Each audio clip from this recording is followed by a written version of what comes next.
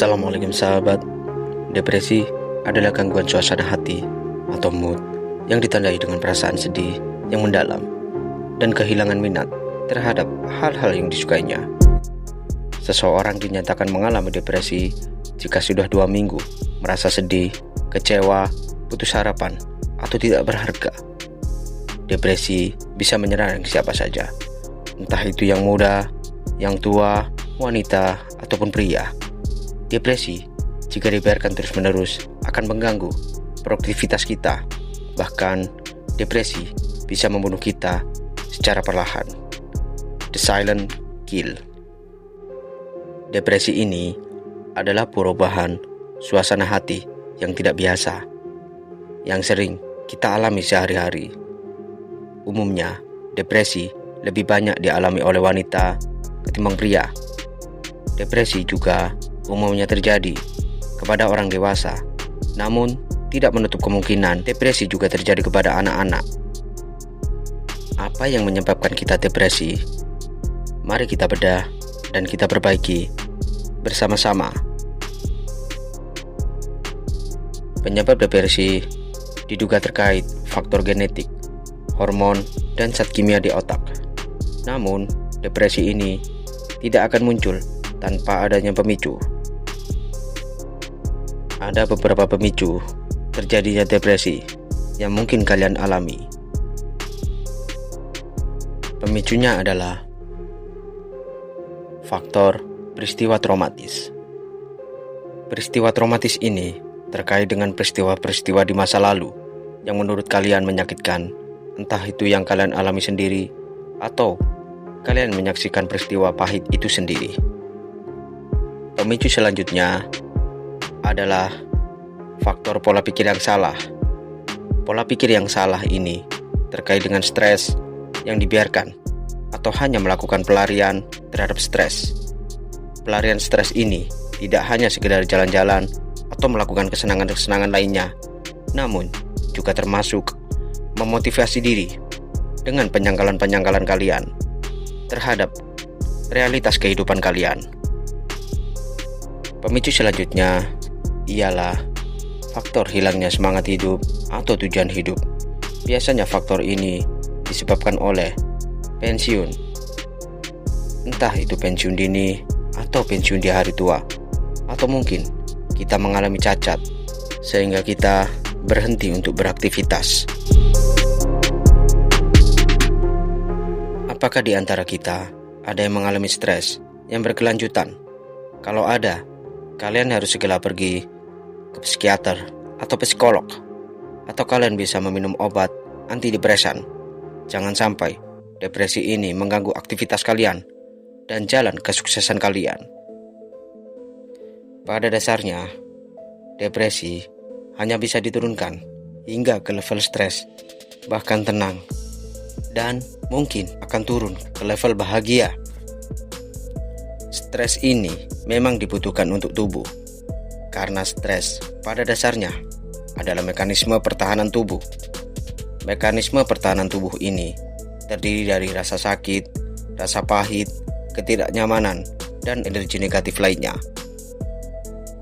Dan depresi adalah kerusakan mekanisme pertahanan kita, yang mana otak kita akan mengirimkan sinyal-sinyal negatif dengan rasa yang tidak nyaman, dengan mengirimkannya secara terus-menerus, meskipun dalam keadaan normal dan damai. Dalam keadaan normal dan damai, kita akan berpikiran negatif secara terus-menerus. Maka, kita akan menjadi agresif dan mungkin kita akan mengancam diri kita sendiri dan orang lain. Tanpa disadari, kita mungkin akan menjadi toksik bagi orang lain.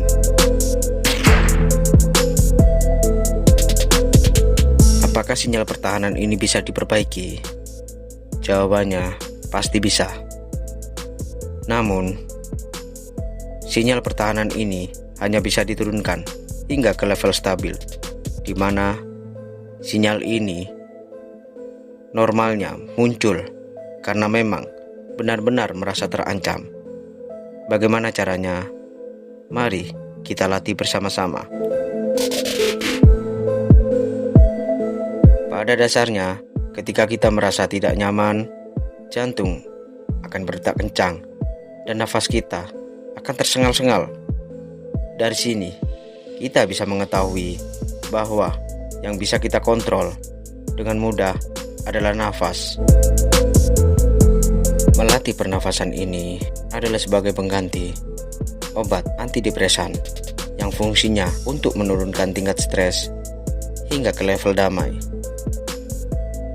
Melatih pernafasan mungkin tidak akan memberikan jawaban atas problematika kita, tapi dengan melatih pernafasan, otak kita akan disuplai oleh oksigen yang lebih banyak dan bisa membuat kita berpikir lebih jernih.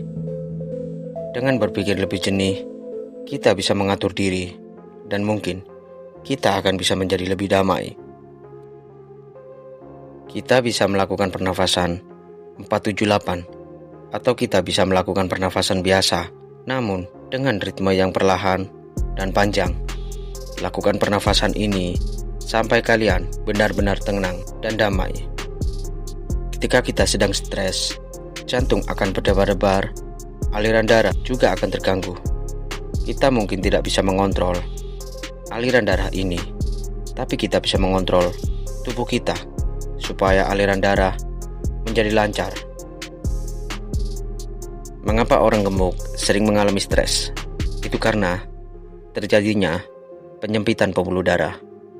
Mungkin kita tidak memahami bahwa terkadang kebahagiaan bisa menjadi sumber penyakit.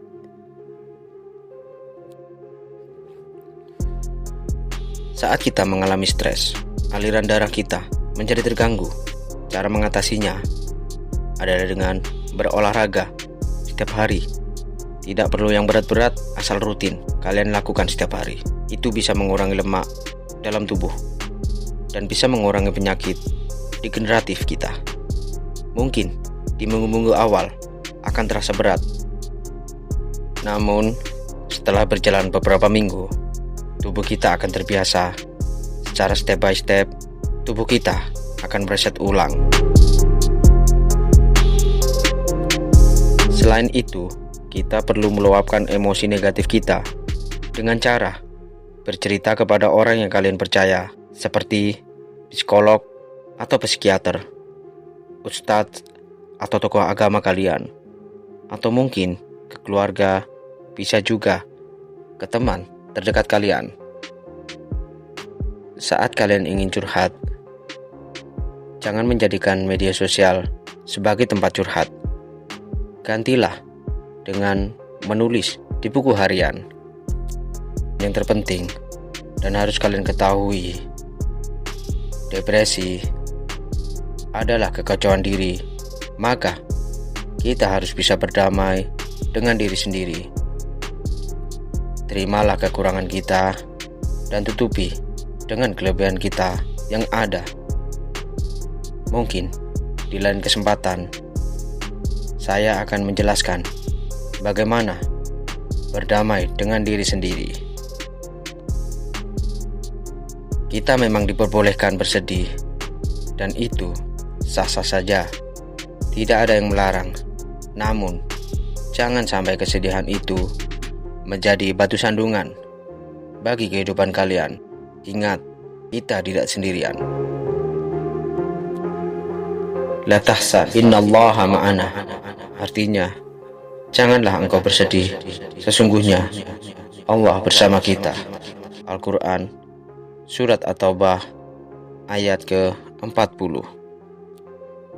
Terima kasih. Semoga ilmu yang saya sampaikan ini bermanfaat. Wassalamualaikum warahmatullahi ta'ala wabarakatuh.